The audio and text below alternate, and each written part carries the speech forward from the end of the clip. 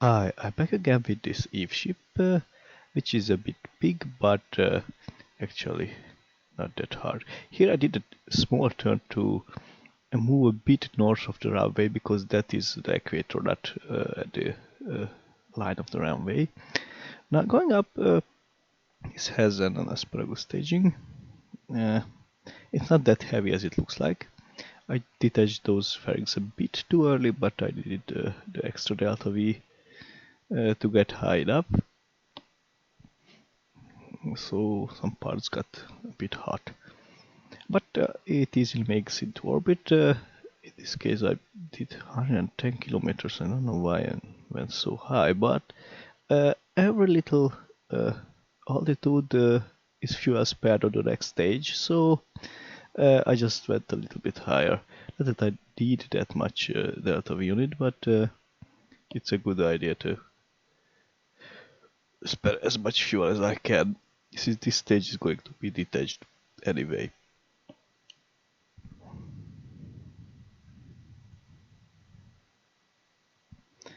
And after this, this is an injection burn coming to Eve, but this time I did it correctly. I mean exactly to the specifications of Alex Moon's launch window planner.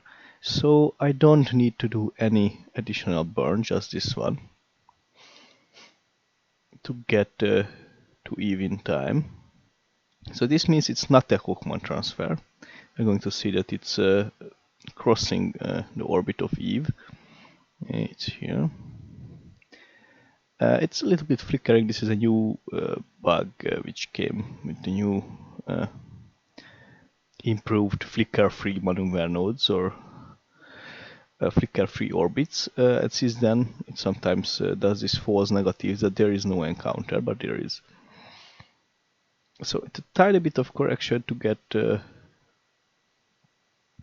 trajectory closer, and it's fine like that. I will not correct that inclination because I don't have the fuel for that. The point is to get to Eve. It's 12 degrees, so it's not a big issue anyway. On the way back, it's going to be important, but that return stage has a really uh, big fuel reserve, so it doesn't really matter there. So here is this huge contraption, and this is the burn that brings my speed to the minimum as possible with this tank, and when it's empty I get rid of it and it will fall into the atmosphere and burn there. And this is the new inflatable heat shield. I got a little bit overzealous with that, so this craft has 3 of that. I couldn't solve it in another way. Uh, I could have gone with maybe 2, but that would need a redesign, and I didn't want to do that at this point. So aero capture. This is an EVE aero capture completely with the heat shield with around 71 kilometers periapsis, and everything went well. Actually, during the second test, some of the landing legs burned up and that made the whole ship explode. And that's why I removed some of them. We are going to see that when it lands. Uh, so this one is working well, but I was a bit too cautious with the air braking because in my first test I almost fell down, and as those engines are poking out behind the heat shield, it's they can just brake but not accelerate, so I almost fell down into the atmosphere. So I wanted to avoid that. Now this is the ascent stage that's going down first. It has the same heat shield. I looked at this nice smooth surface, because it's going to fill itself up. It doesn't really matter how deep it goes into the atmosphere, so it can uh, easily go up with sea level launch too. But the problem with this is that it needs to have ore on site to fill its tanks. So it lands around 100 tons and it launches around 250, I think. So it mines 150 fuel. This is what I spared from the transfer stage.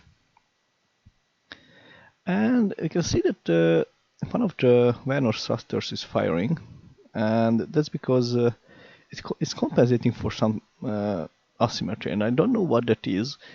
I can only think of the ladders, but nothing else comes to mind because the ladders are on one side only. Otherwise, it's completely symmetrical, so I don't know why it was there, but it's systematic. It always happens. I'm getting rid of the heat shield. It starts to spin faster and faster as it goes deeper.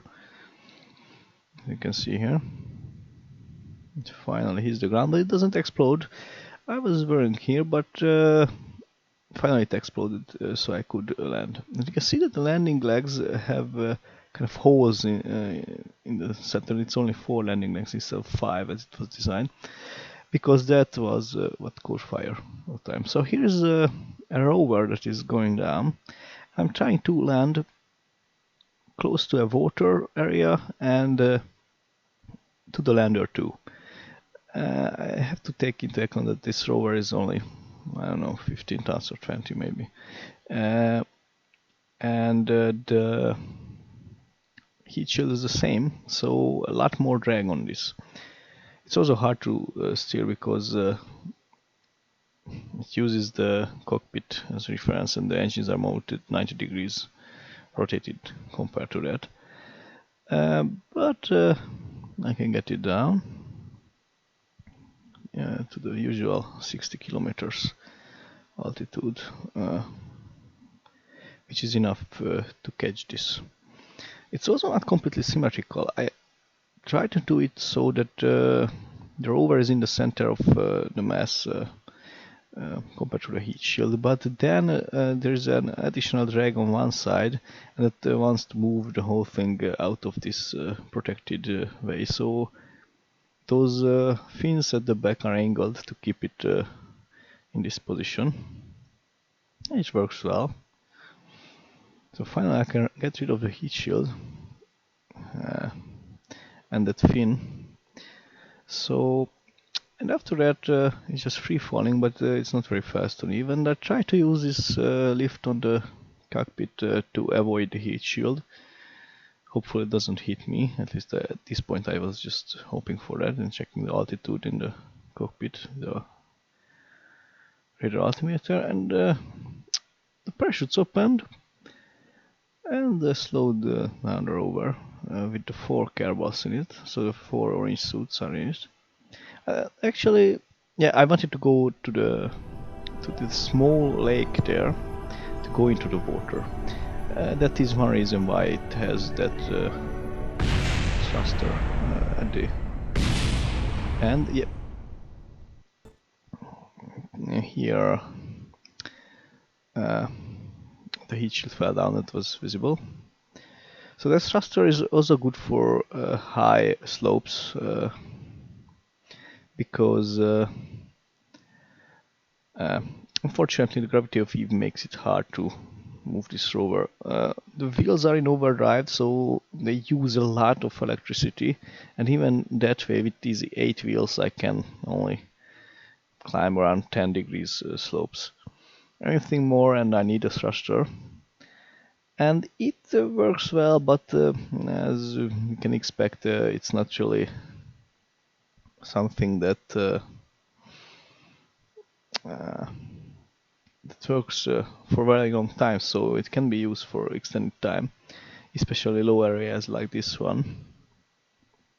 So the 8 wheels are kind of nice. You can see it in action, so it moves really fast, and it doesn't need much thrust to keep it moving, even with without electricity.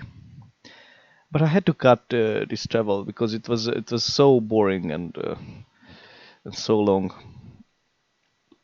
And finally, our guys make it to uh, the landing site of the ascent vehicle. It's a bit hard because, as I said, the wheels use a lot of power.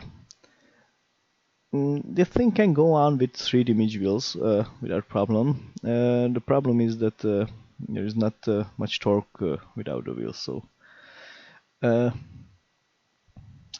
it doesn't fall over, and it works quite well thanks to the new wheel physics. But really, it doesn't have sustain. It's a kind of underpower because it needs the thruster for faster dashes, even on very small slopes, to work correctly. And the electricity is used up really fast with those 8 wheels. This overdrive. It has a full-size equipment, and even it can refill itself. What I wanted to demonstrate, but I went into a glitch. Actually, the program crashed 2 times and bugged out 1 time. Uh, so I had to reload several times. And here they are. I parked a little bit close to the ascent vehicle. Later on, I thought it was not a that good idea, but I could get the guys out. And I started with the engineer because his job is to uh, make this thing work. It has to mine for itself. So it's just so Bill goes out, and he was the one who fixed the wheels all the time. On the way here, it was really sometimes those sharp edges on the uh, slopes as the polygons on the map meet, and they destroy the wheels, especially the front wheels. And the problem with that, repairing of that, I have to climb from the hatch to reach it. So it's a we have to stop for that. For any other, we could keep going. So here are the guys and one girl, and they made it. And actually, this ascent vehicle is not that big as the previous EU ascent vehicle was. That was because it was, first of all, it was over designed for the LTV, and second, it used a lot heavier cockpit or capsule. It was the 3-person capsule. Yeah, so he fell down here. Uh, but somehow he survived. That's a good thing.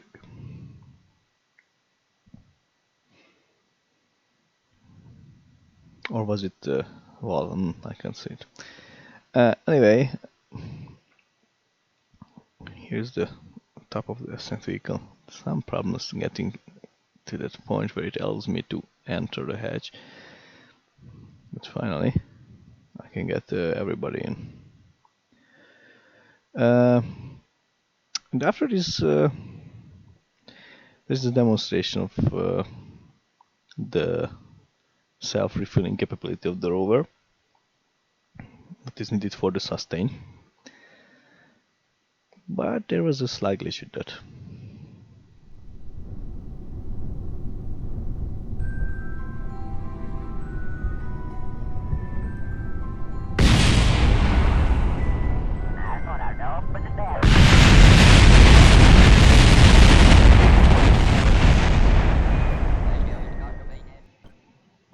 So, after reloading, I didn't demonstrate it again. I can get rid of these parachutes and the solar panels and the ISRU unit.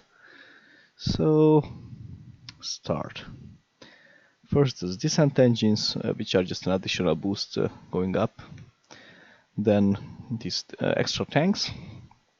Here I have to be careful not to go too fast. Here I missed a few seconds for detaching because I was looking at the map. But it was going quite well. Actually, I had half tank when I reached orbit. So, yeah, the nose cones exploded because of overheating, but everything else is fine, so less mass to carry around. It doesn't matter at its altitude that much. So finally I settle for barely 92 kilometers orbit, so that I can catch up with the return stage, which is a very small part of the original ship that was inserted into orbit here around Eve.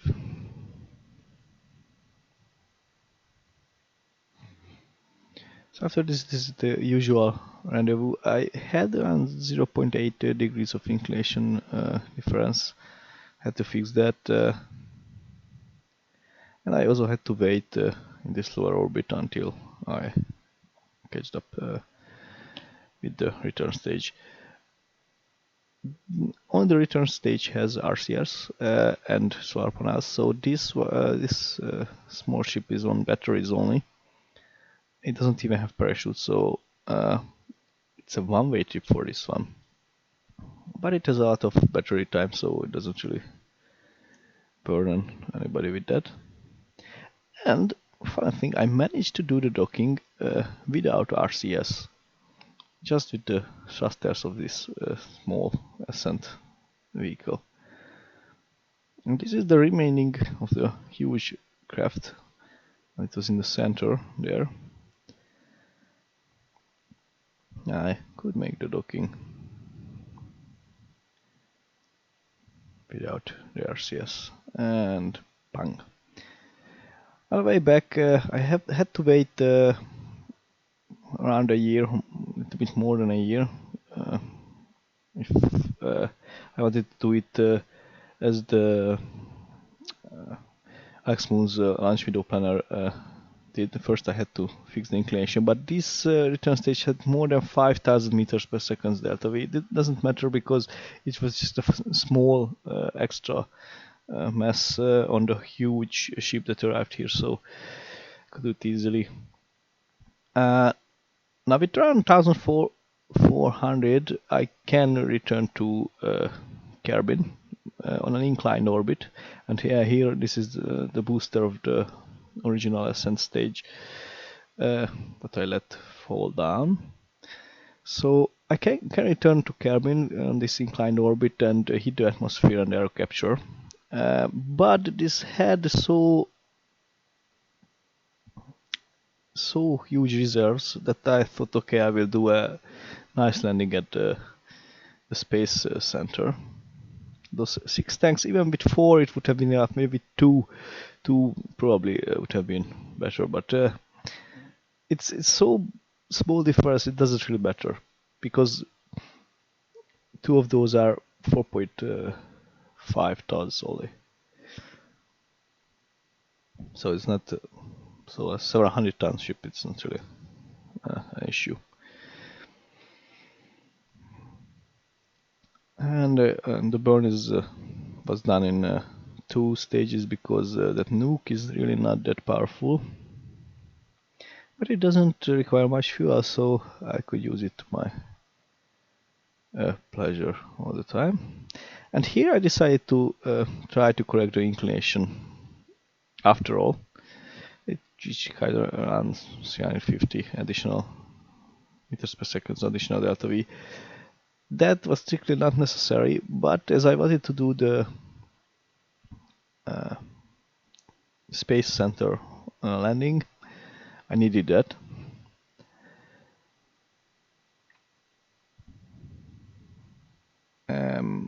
Yeah, so this is pretty much standard. I did one huge burn around Kermin, very close. That fixed the inclination as much as I could on that point and captured me into a low Kerbin orbit.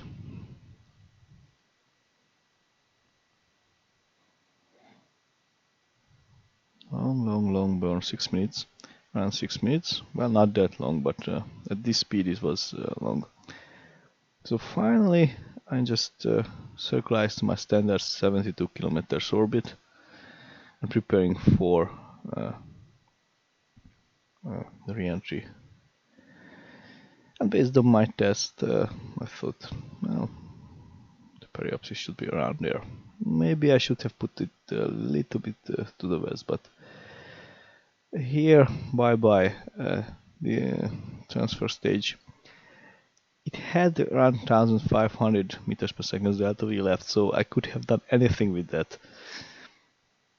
This is somewhat unstable. The heat shield is protecting me, but it will flip out. Actually, I know that it can land without the heat shield, but the parachutes are on that docking port which holds the heat shield, so it really makes sense to decouple it. So yeah, here it flips out, and it helps me braking in the braking, but I almost burnt up at that point. So I a little bit overshot it and fell into the water, but everybody is safe and they are back at home, and this is what matters. Thanks for watching. Bye.